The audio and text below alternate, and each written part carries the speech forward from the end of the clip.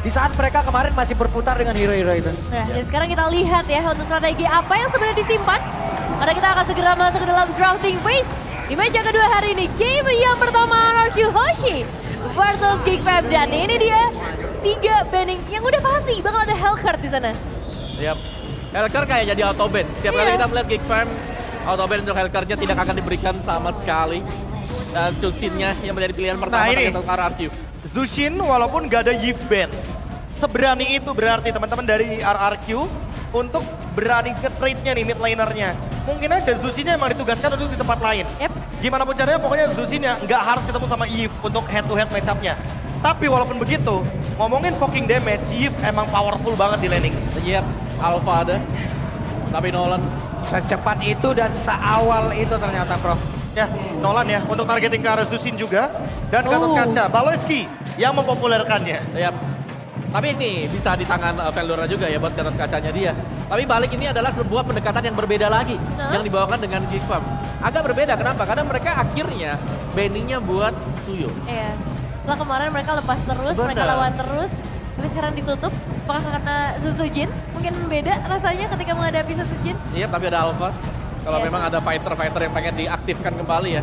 Walaupun gak ada Matilda ya. Gak ada masalah sebenarnya. Alpha adalah hero yang mandiri juga kan. Ya. Dia tipe yang independen atau bahkan mungkin nanti tiba-tiba muncul juga Angela. Possible banget loh untuk Alpha Angela ini akan muncul kembali. Mengingat bagaimana Nolan biasa kesulitan juga untuk bertemu untuk saat ini Ling dan Edith. Aduh Assassin. Assassin versus Assassin. Yap, dan season 14 ini adalah menurut gue pribadi ya, ini terserah mau ikut atau gak setuju. Karena Susujin adalah user Link terbaik menurut gue di season ini. Link ya? Karena dengan macro play-nya loh. Walaupun mereka dalam keadaan kalah, minion dari player lawan ataupun dari tim lawan itu jarang sampai ke dalam base dari RRQ.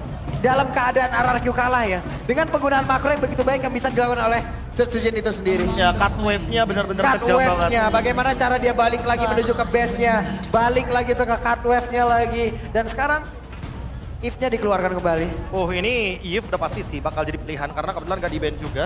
Tapi kalau kita lihat dari sisi yang lain ya, sebenarnya ini ngebuka potensi masih ada EXP untuk Khalid. Karena kita udah sempat mention kan beberapa kali kayak combo Gatot Kaca Khalid atau Gatot Kaca Tigreal.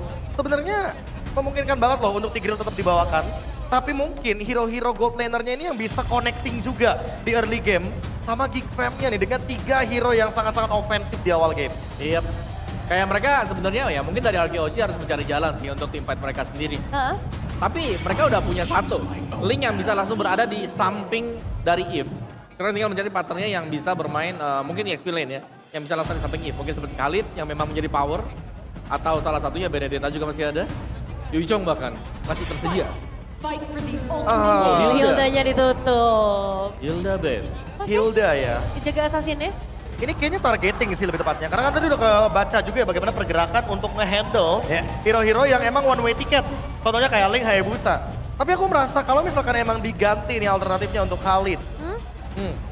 Let's say itu adalah Benedetta. Aku merasa kayaknya Benedetta juga gak menang-menang match up banget sih kalaupun nanti ketemu di lane jauh. Karena Benedetta kan dia bakal jadi tank. Jadi bakal beda juga untuk deliver damage yang diberikan. Dan Cross Regen Data Edith memang menjadi salah satu hero selama di FPL Philippines Season 14. Ini jadi hero yang kedua untuk sering di-pick karena kan kalau tadi yang pertama Zushin kayaknya benar-benar kayak gak lepas nih. Pasti ada di ban atau di pick. Tapi kalau Edith itu adalah yang paling banyak diambil dan ramai sekali yang ada di Bandung. Dan kenapa mungkin ya Edith masuk ke dalam most pick ini itu karena dia punya typically dengan defense item punya magic damage juga. Sehingga dari marksman-nya ini kadang-kadang nggak bisa untuk memberikan perlawanan kalau sudah dikunci dengan Edith. Dan fleksibel. Jangan lupakan fleksibilitas dari Edith. Ini mana di XP lane, dia bakal strong banget, dia bakal punya Starlium Sight juga sebagai salah satu item damage deal. Dan Natalia, good choice. Karena kita udah pernah lihat ini, Natalia untuk nge-counter Link. Dengan efek dari Silent Natalia, Linknya bakal langsung turun dari tembok. Jadi dia langsung menuju ke arah Beatrix juga. Ini bisa jadi sinyal untuk Yuzong muncul loh. Yuzong, ini aku suka banget sih kalau ada Yuzong memang untuk bisa mengkontes juga kan. Real Manipulation ada di sampingnya. Tapi Nathan dan itu dia, Franco. Combo klasik dari Idok dan Skylar. Siapapun yang digigit, siapapun yang melakukan oleh Bloodhound, pasti bisa kena burst oleh Nathan. Iya, jadi bakal jadi pembuktian juga ya, apakah mereka memang ready untuk Geek melawan strategi sendiri dengan Chow yang diambil. So, final prediction dari para panelis. Profesor KB? RRQ kayak lebih solid aja sih. Om apa? Dan sekarang Pak Puno. Oke, saya Geek. Oke. Udah biasa gak sih? Ini dia. Kalau gitu Kita tidak akan pernah sama ini. Betul, dan segera menyaksikan untuk game yang pertama hari ini antara RRQ versus Geek Fam bersama Ranger Emas dan juga Lim Kocol. Wow! Terima kasih banyak Nevin. Lihat betapa penuhnya Eldorado oleh para sobat Mobile Legends Indonesia dimanapun kalian berada. Yang masih mau merapat, kalian masih mendapatkan kesempatan karena ini masih panjang. Dan juga ini yang menjadi kesempatan untuk Geek Fam membuktikan kalau mereka masih tetap bisa menjadi Kryptonite untuk RRQ atau raja dari segala raja sudah berubah. Mari kita menyaksikan bersama-sama FPL Playoff, mana tepuk tangannya? Let's go to the land of down. 3 tim yang belum pernah meraih juara MPL sekarang mungkin saja mencetak sejarah baru, tapi lawan mereka adalah RRQ. Mungkin saja bisa, tapi ini agresif banget early game Sutsujin. Dia tepakan first blow. Dairon di sana bersama dengan Sutsujin dengan siap dan sigapnya berhasil mendapatkan first blow. Wow, Baloyski Chow. Gue sempat pikir tadi Chow-nya akan ada di XP lane loh. Ternyata XP lane-nya adalah Gatot kaca. Sempat gue bahas kemarin, dari Baloyski ini identik dengan hero-hero yang memang makronya kuat tapi mikronya nggak terlalu berat. Tapi apakah Chow ini cocok untuk Baloy? Oke, tapi kita menyaksikan di mana para pasukan dari tim Geek Fam mereka menginvasi habis-habisan karena itu yang dibutuhkan untuk menghambat pergerakan dari seorang Sutsujin. Tapi Sutsujin tiba-tiba datang ke depan sana. Walaupun waktu yang dikeluarkan untuk seorang Sutsujin banyak, tapi kalau poin killnya didapatkan Sutsujin lagi, ini sama aja bohong, Dim. Itu dia. Apalagi dari Trill Emblem ya klasik Chow Roamer, damage-nya akan ada dan 3 kali Jet Kundu ini bakal sakit banget lihat damage-nya. Oke, lihat damage-nya terlalu sakit. Turning out yang diberikan waktu untuk seorang Sutsujin tapi Retribution dan Vincent telah keluar. Dan bahkan kita lihat dapat. Hampir saja mereka berhasil mendapat keuntungan. Tapi informasi terlihat, tapi Idok! Almost is never enough. Kali ini Baloyski standby untuk Senku yang dia miliki. Masih belum menurunkan range juga ya untuk membantu posisi dari Sutsujin. Tapi level 4 masih tetap bisa digapai. Masalahnya ada di Turtle. Apakah Turtle pertama ini menjadi objektif untuk RRQ atau bakal di mirror? Ya kayaknya harusnya Sutsujin masih punya power dari purple-nya karena purple-nya baru dapat jadi masih lama. Dan untuk para pasukan dari tim Geek Fam mereka tinggal melakukan setup supaya Vincent bakal masuk dengan legowo menuju ke arah Turtle. Tapi nggak segampang itu karena Dairon sudah ambil kendali di Turtle-nya, di reset dan wah Baloyski. Ini benar-benar menjadi mata untuk Geek Fam. Yes, menjadi mata untuk Geek Fam. Tapi lihat di depan sana, Baloyski distraction telah dikeluarkan. Baloyski terkena 2 damage turret ini nggak baik banget untuk dirinya. Karena walaupun memang hanya setengah darah, tapi itu bukan darah yang cukup untuk menahan damage yang diberikan oleh para pasukan dari tim RRQ. Masuk di level 4, Way of Dragon ready. Idok dikit lagi level 4 juga masih membutuhkan waktu. Tapi dari keduanya setup akhirnya Geek mereka yang tarik. Yes, tapi ini kalau kondisi dari Sutsujin, dia berada di level 5. Di depan sana dengan adanya satu pembunuhan dihantam banget ke power of retribution. Bakal dibalaskan Sutsujin. What take over from Sutsujin. Lihat Vincent, bakal satu poin kill dapatkan seorang Vincent. Sutsujin masih mau lebih. 2 poin kill dapatkan. RRQ menghajar habis Geek Fam. Backline mereka tidak ada yang tersisa. Wow, Turtle yang berhasil diambil. Bukan hanya Turtle, poin kill pun mereka ungguli Geek Fam. Setup yang mereka lakukan sayang sekali gagal. Wow, only 7 yang percaya kali ini kalau Geek Fam mampu menumbangkan dan akan mati yang mantap. Idok berhasil mendapatkan 1/2 Elf Dragon ketika seorang Idok. Penetration sangat sakit berhasil membalikkan kembali kanan. Malah keuntungan di tangan dari Geek Fam. Dan Geek Fam butuh menampar sisa caster yang bertugas. Iya dengan 4 suara tadi ya. Tapi hadir lagi Sutsujin tempo yang gak pernah turun. Oke, tapi Kadera dicari. Coba dicari. Di mana Kadera berada, lihat Messi ketek saja. Dan Skylar yang dapetin poin killnya, ini yang bahaya. Mendingan poin killnya di tangan Sutsujin dibandingkan Skylar. Mungkin tadi kelihatan ya dari Idok tumbang, tapi dia ngebuang flickernya. Tanpa ada flicker, Cadera langsung menjadi target juga. Sutsujin, mereka selalu tahu nih kemanakah Sutsujin harus landing. Iya, Sutsujin harus landing. Tapi Rins kali ini lihat dia berhasil untuk memberikan sedikit gerakan perspektif untuk para pasukan dari tim Geek Farm yang coba untuk mencuri dirinya di arah mid lane. Hunter Strike dan juga Berserker Fury nih sama-sama udah punya satu item dari kedua jungle-nya. Tapi kalau kita lihat gold lane, Sky Piercer loh untuk Cak Dera. Dia pengen cari point kill yang sebetulnya sekarang belum ada gerakan-gerakan ganking nih. Dan bahkan kalau menurut gua gak terlalu worth it sih. Gak terlalu worth it kalau dia langsung meninggalkan Sky Piercer seperti ini. Sedangkan Taltora di arah bottom lane, maka coba dipaksa untuk avatar guardiannya. Memang terlalu sakit, tapi itu dia susahnya cuma mainin poking karena dia tahu Turtle di arah top lane, nanti Veldora akan sedikit terlambat. Tapi bahkan gak dikasih pulang, Revitalize-nya tertrigger. Ketika Revitalize tertrigger, informasi yang didapatkan oleh seorang Susujin di sana. Mencoba untuk menghindari seorang Balowski. Wild Dragon, menuju ke arah belakang, flicker for defensive. Tapi nampaknya Kadera, terperangkap di depan sana. Tyrant berhasil mendapatkan satu poin kill, penting dan semua terdistraksi dengan ada Tyrant. Waktu yang cukup banyak diberikan oleh seorang Tyrant. Bahkan Balowski tidak ada lagi. Wild Dragon, turning out, Vincent, depankan Susujin! Susujin! Berhasil men-take over.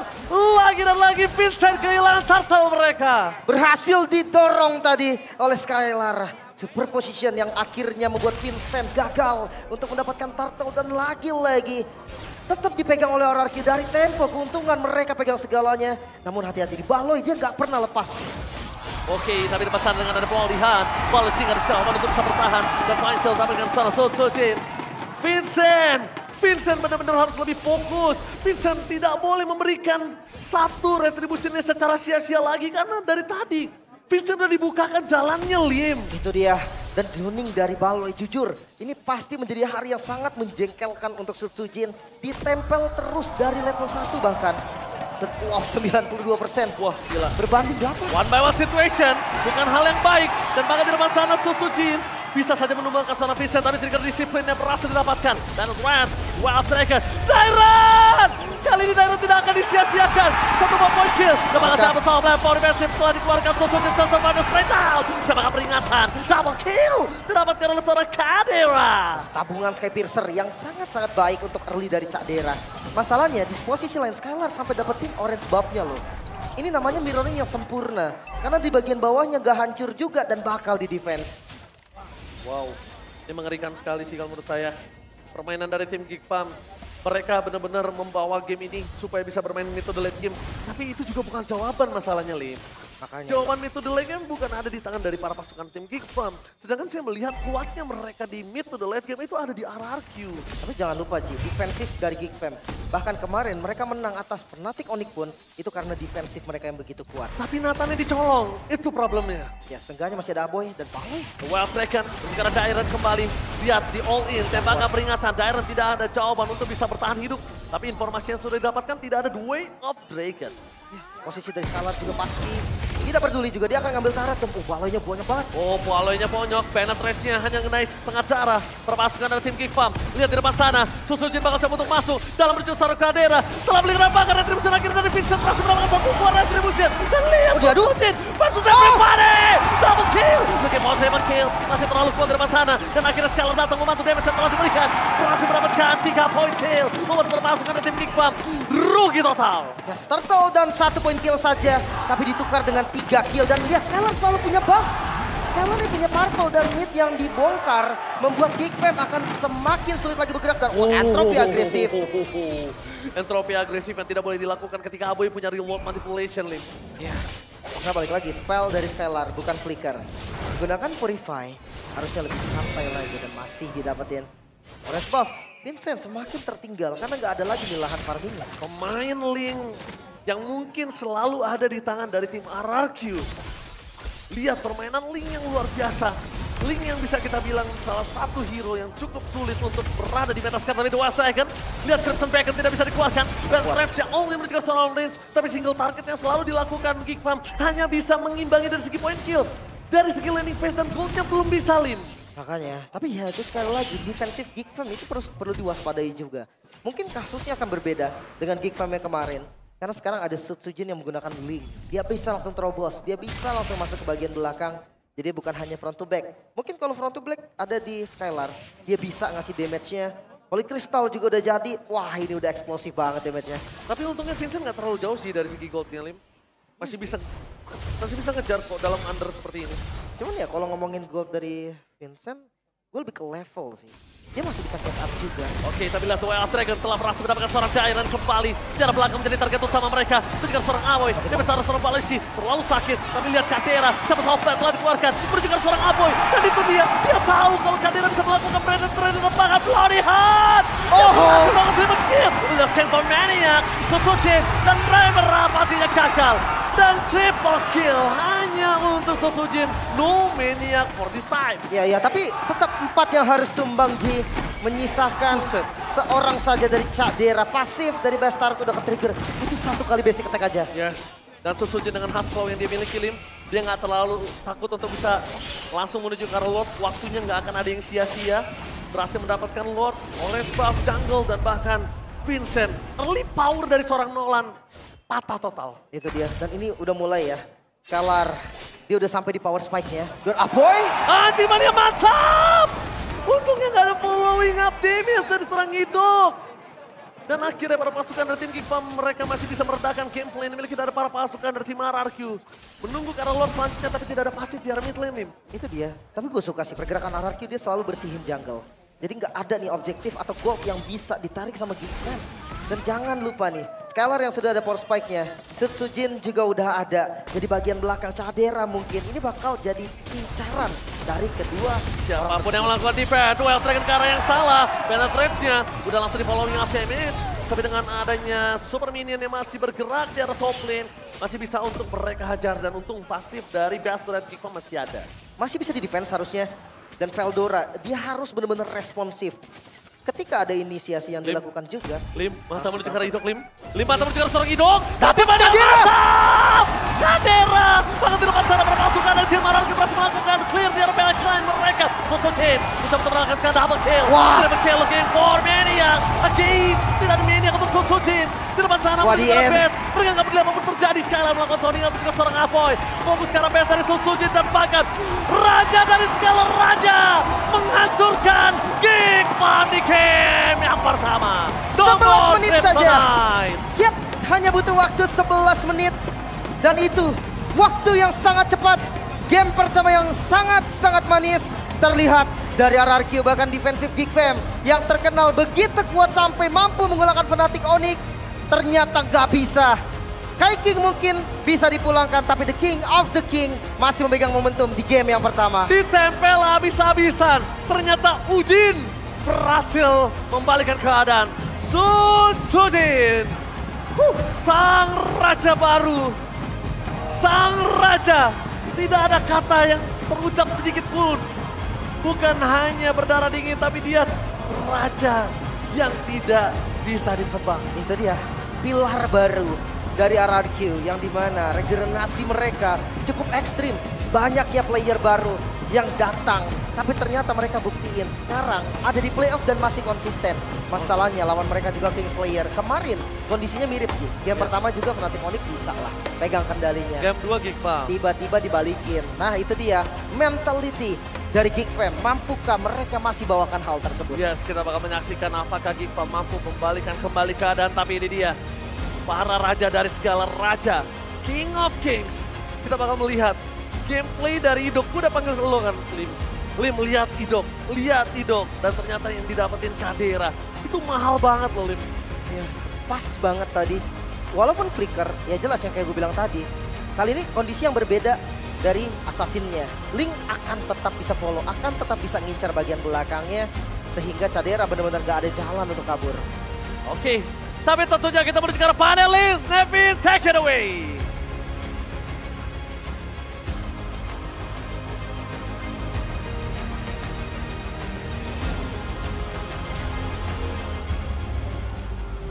Wow, itu dia game pertama RRQ Hoshi yang berhasil men-secure dengan waktu yang cukup singkat. Singkat banget. Tapi Geekfam gak bisa nge-defense. What happened? Yang pertama bukan kita ngomongin Eve sama Nathan ya, bukan ya. Tapi kebetulan karena Nathannya ada di kubu RRQ dan plus Link nih. Ini Nathannya nggak sendirian sebenarnya. Hero late game 2 bahkan di kubu RRQ Hoshi, tapi mereka bisa ngejalanin laningnya. Laning dalam artian ya Nathannya dikasih farming, Linknya join team fight, targetingnya ke Kadera, targetingnya ke Aboy. Jadi kayak dia tuh bener-bener job desk-nya cuma buat ngerepotin hero-hero dari Geek Fam biar nggak ada yang nyentuh ke Skylar. Yap. Bener-bener dibuka space-nya. Dan Baloyski tadi terlihat ya berusaha untuk nyaman dengan penggunaan cowoknya. Berusaha untuk nyaman, apakah dia nyaman atau tidak itu hanya Balo yang tahu juga. Belum lagi dari keputusan-keputusan ataupun dari damage dan juga decision dilakukan oleh pemain dari Geek yang emang ujung-ujungnya tadi gagal dan gagal. Tapi menurutku sangat disayangkan sih kalau emang cowoknya mau coba untuk invade jungle di bawah menit 2, tapi nggak ada yang nge-follow up. Kayak Gatot Kaca dan Chow ini Om, kayaknya menurutku kurang efisien. Kalau Chow Khalid atau Chow Benedetta sebagai laner, kayaknya itu lebih oke sih. Ini lebih nyambung mungkin lebih sinerginya. nyambung sinerginya. Oke, tapi bisa dibilang juga yang kemarin sempat muncul ya untuk Geek Fam. Di mana mereka membawa Gatot Kaca bukan sebagai roamer, tapi sebagai EXP lane. Dan masih kurang efisien juga. Dan satu yang bisa aku bilang adalah ini a taste of your own medicine ya. Di mana Nathan-nya yang memang benar-benar bisa mengalahkan tadi buat Geek Fam-nya. Karena setiap kali ada misengage yang dilakukan kan Veldora, hero tebal. Gatot Kaca bakal langsung dimakan dengan Nathan. Ya, dari Sutsujin sih. Ini berapa kali ya triple kill tadi berhasil Ya, sempat. dia secure. Iya. Dan gimana ya, dari apapun yang terjadi itu ujung-ujungnya apa? Skylar free. Iya, itu yang Skylar paling di penting sih. landingnya free, Skylar mau makan apapun dapat juga. Ya udah di saat dia gabung tim fight selesai. Yap, so ini dia untuk MVP kita. Dari game yang pertama untuk RRQ Hoshi yang pasti akan jatuh ke arah Sutsujin. 11 point kills. Dan tadi sempat ada di turtle yang kedua ya, kita melihat bagaimana Sutsujin dengan retribution yang on point. Thanks point to parah. Rins juga, karena itu pasti direpotin sih. Kalau misalkan pemegang retribution, ditempel sama Zushin, diangkat bahkan, linknya udah tinggal masuk eksekusi. Ya, dan GPM-nya lihat tuh, ada di angka 970 ya. Angka yang sangat-sangat tinggi sekali sebenarnya untuk hitungannya. Karena dia dapetin banyak banget, bahkan untuk point dead dari Sutsujin sendiri adalah ketika dia mengincar si Vincent yang memang lagi mundur ke belakang juga. Ini 2 kali ya. Turtle 1 ditarget untuk Vincent-nya. Turtle 2 juga kebetulan Vincent-nya diangkat-angkat nih sama Rins. Jadi kayak nggak ada celah sama sekali untuk Vincent mendapatkan Battle Retribution. Dan ada satu momen, ini dia nih yang mau aku mention. Cadera jarak dekat itu dengan Rainer. Kayaknya bukan menjadi solusi deh menurutku. Ya, kayak memang berat ya, apalagi mereka langsung membuka Beatrix ya. Yang ada pilihan kan dari untuk ambil lapangan juga karena mereka sudah mengamankan If. Tapi belum dibawakan ternyata bagi Geek Fam sendiri dan lihat bagaimana untuk perform Assassin versus Assassin ya sekarang. Kalau kita bicara soal lawan Assassin ya jelas ini akan berada di pilot untuk kedua hero tersebut. Ya biasanya Assassin apalagi counter setup nih mainnya. Iya. Ya tapi terlihat Vincent kayak lebih langsung start duluan, langsung engage duluan. Ya tentunya akan memudahkan bagi Link Sutsujin. Walaupun dia masuknya belakangan, tapi emang itu tugas Assassin biasanya. Yep. Ya rata-rata untuk Assassin versus Assassin yang bakal pegang dari Turtle atau Lord-nya itu kalau nggak roamer ya XP laner-nya. Iya. Nah finishingnya juga nih Om yang kayaknya menarik banget dengan satu tarikan. Ya. Nah, karena ya kita tahu lah bagaimana Idok dengan Franco-nya kan cukup presisi ya. Bahkan ada momen yang nggak masuk di sini di mana dia sempat buat narik, tapi ada follow up di belakang. Trofi dibuka tadi kan Skylar. Nah, terus kalau aku ambil data dari cross region ya, hampir rata-rata semua pemain Nathan itu jadi Holy Crystal-nya tuh di menit 9.40 atau 10 menit. Oke. Skylar tadi di 8.50-an udah selesai. 8 menit 50 detik. Itu udah pegang Holy Crystal. Iya. Jadi kayak itu terlalu cepat dan terlalu masif perbedaannya. Sama Cadera aja dia gapnya 2000 gold. Jadi ini menandakan kalau sama-sama goaltendernya dapetin point kill. Ada Skypiercer bahkan yang menunjang damage dari Caderanya gitu loh. Untuk bisa melakukan eksekusi. Tapi tidak dengan bagaimana pace untuk farmingnya. Karena itu sangat berbeda sekali. Ya, dan ini untuk emblem set. Jangan lihat ada Idok dengan basic common emblem loh. Oke. Cukup jarang kelihatan ya buat Franco. Dia kan support, tank. Basic common emblem nih. Gak pengen pulang berarti. Gak pengen mau pulang, pulang, dia iya. pengen dengan Iron Nuke terus-terusan gitu loh. Udah cukup. Dia kayaknya nggak mau lepasin map pressure sih. Iya. Bakal bisa nge-regen terus-terusan juga di belakang. Dan yang lainnya tinggal menjadi support. Karena mereka udah punya damage yang sangat cukup sekali. Nomor satunya jelas Sutsujin bisa menang Retribution. Nomor 2-nya ya langsung kita lihat aja tuh Skylar-nya seperti apa. Perbedaan 12.000 gold sih, jadi emang impact-nya besar banget. Objektif bisa di-secure semuanya oleh RRQ Hoshi. Dan sekarang kita bakal lihat nih gold distribution yang Kalah dari semua aspek. wow. Tapi ya mungkin kita singkirkan dulu ya aspek ke poin 3 atau poin 4 ya. Karena mau gimana pun poin 3-nya ini emang sebenarnya berdasarkan dengan bagaimana battle retribution dari antar kedua jungler. Tapi poin keempatnya ini menurutku kalau ngomongin turret ini baru pure untuk Skylar-nya.